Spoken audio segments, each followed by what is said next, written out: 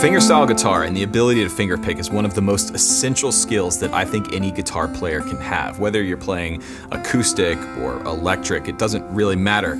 Understanding how to get different patterns under your hands and more complex patterns will open up a world of playing, a world of new songs that you can learn, a world of new songs you can write that you didn't have access to before. So today's video is all about the essential techniques that you need to master fingerstyle guitar from beginner to advanced. We're gonna cover 6 different techniques in this video, from the most basic to the most advanced things that I can personally play. So whether or not you're a beginner or an intermediate player or a pro, hopefully there's something that you can pick up from this video. Also, if you're following along at home, there's a free PDF available in the description box down below that has a few of these examples that I'm gonna play in today's video tabbed out, notated out, so you can have something to work with through this video. All right, with all that out of the way, let's jump in and take a look at the first example. So our first technique is focused towards the beginners out there, and it has to do with our picking hand, which for me is my right hand. So the first thing we do is take our thumb and put it here on the bass strings, and we're gonna take our first, second, and third finger and rest it on the higher strings, the first, second, and third string. And the key to this fingerstyle playing is gonna be isolating our thumb from our fingers. Now there's one other thing to take into account here with our right hand. Some people like to anchor their right hand and some people like to float. Now anchoring is where you take your pinky, your fourth finger, and place it somewhere on the top of the guitar. And you're using that as an anchor point for your right hand. You're letting your right hand move around, keeping that pinky on top of the guitar. So as you're playing,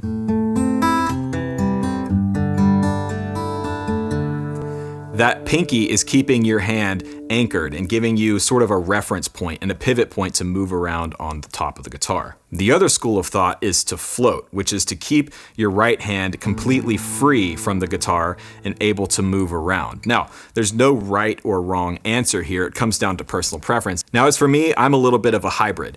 I don't feel comfortable by placing my finger on top of the guitar. It makes me feel like I'm stretching too much. And I don't like floating either because it makes me feel like I have no reference point. I'm just lost in space. So what I do is take the palm of my hand and rest it against the bridge of the guitar like this.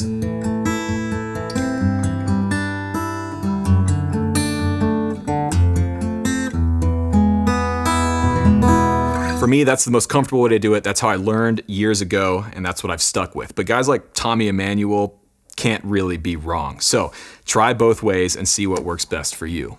For technique number 2, we're gonna practice finger picking while holding your pick in your hands. At some point, you're gonna encounter a song or a part that is part fingerstyle and part strummed or picked, and you wanna have quick access available to your guitar pick at all times. So what I like to do is take my pick and rest it in between my first and second fingers, just like this. And what that allows me to do is still have the freedom of my first and second fingers to pick. And then when I need to, I can quickly pull it out and go to strumming.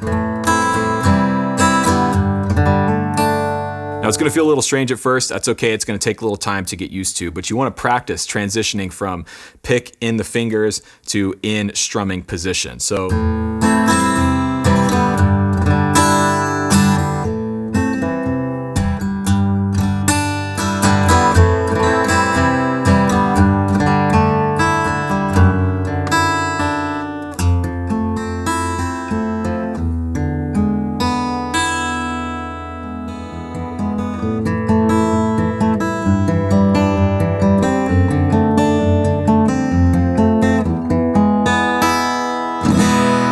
So moving on to a slightly more advanced technique, the finger roll. So essentially what we're doing is picking out each note of the chord from the lowest string to the highest string, almost like you would strum.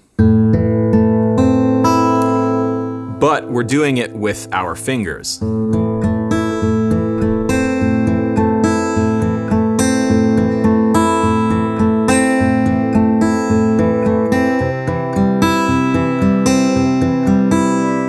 Now this is a crucial technique to get under your fingers because it's used all over the place. Countless famous songs are based off of this finger roll picking pattern. So to practice this, stay on one chord and go from your thumb to your third finger. And then try going the other way.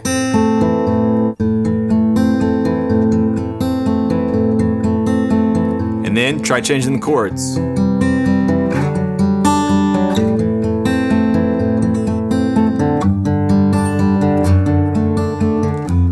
So our next technique focuses on one of the most important parts of playing acoustic guitar, fingerstyle or fingerpicked, and that is the right hand slap. So believe it or not, guitar is actually a percussion instrument. We play the guitar by striking the strings, by hitting them almost like a drum.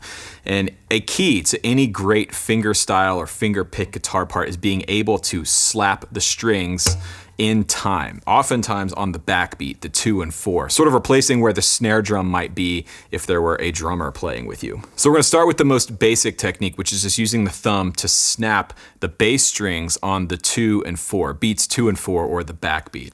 So we're gonna play a G major, and we're gonna start by playing the root note G on beat 1, snapping on beat 2, root note on beat 3, snap on beat 4. So it sounds like this.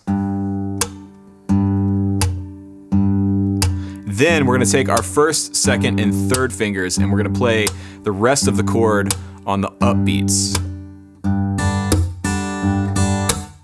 Then once you're comfortable with that, you can start to move on to slightly more advanced picking techniques. Why Georgia by John Mayer is a great example of a slightly more advanced snap or slap technique.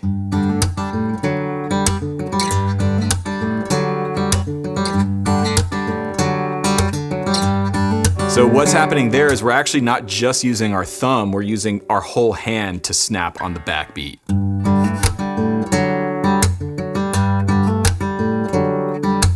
And what that's doing is actually stopping the whole chord on the backbeat, on the 2 and 4, which is adding to the rhythmic feel, to the groove of this part. And now the third, and probably my favorite of these 3 pick and slap techniques, also comes from Mr. Mayer. And it is the, what I call slap and claw, thumb and claw, the thumb and strum, I don't know. But it goes like this.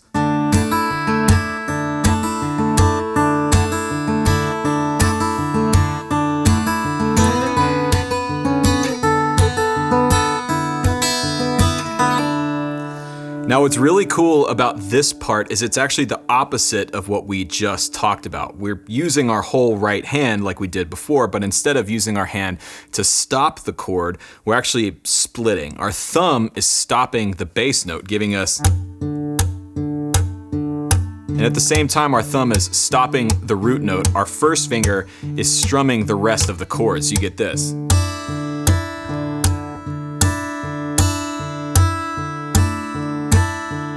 And then John's taking it a step further by adding a Travis picking sort of part on top. Now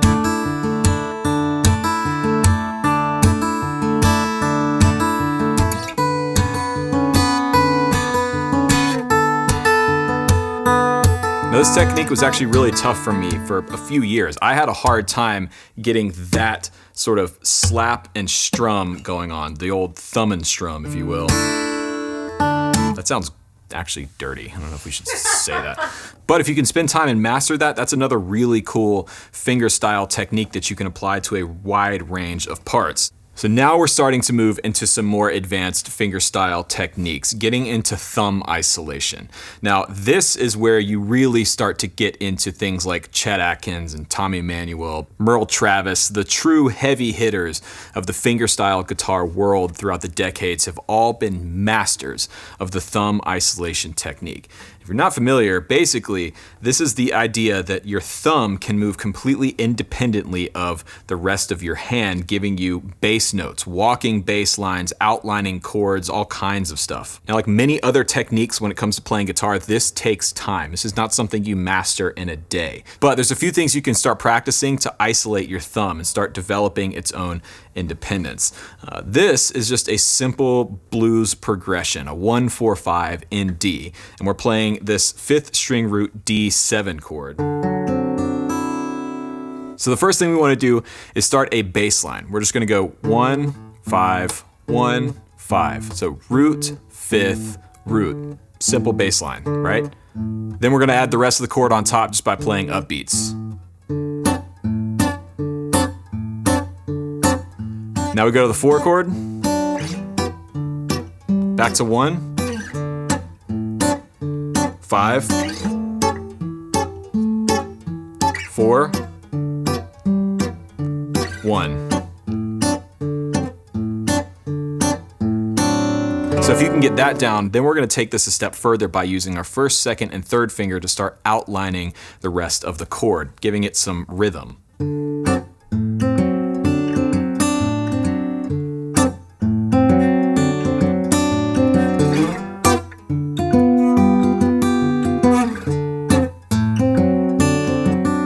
And as you get comfortable with that, speed it up a little bit.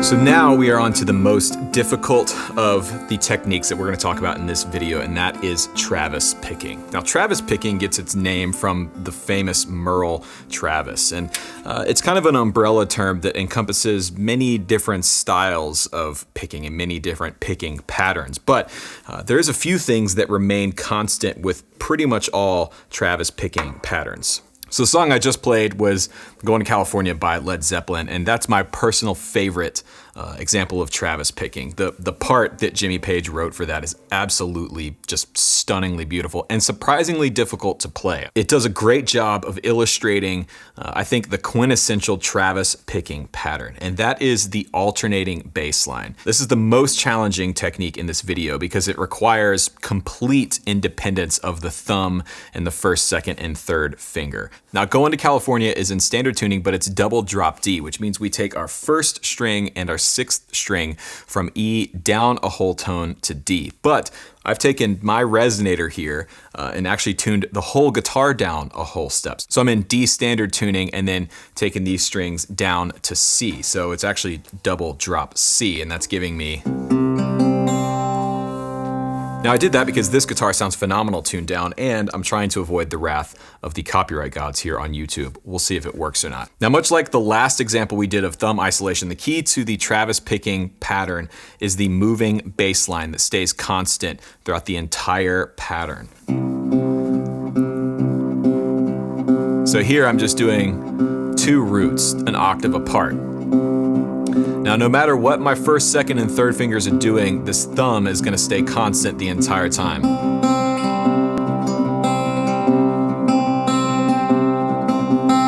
The other important thing to keep in mind when transitioning chords while Travis picking is you always start on the root of the chord. For example,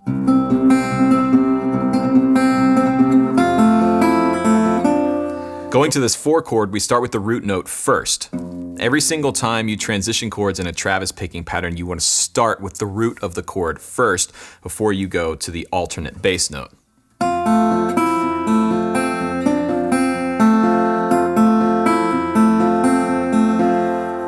You also may notice that I'm switching string versus the opening pattern, which was this. The 2nd chord is back to, and then the turnaround goes.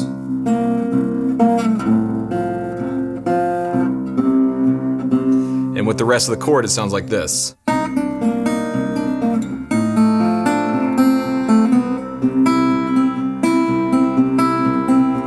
So those are some fingerstyle techniques that I think are essential to pretty much every guitar player out there. But I want to know what you think. Let me know in the comment section down below. If you enjoyed the video, please subscribe to my channel here, leave a like, and check out the links in the description box down below if you want to support the channel. You can find my video courses down there, as well as links to some of the gear that I use to make this video. You can also follow me on Instagram at Rhett Shull. Check out my podcast, my second channel. Everything is all linked in the description box down below. Thank you guys so much for watching. Hope you enjoyed today's video, and remember, there is no plan B.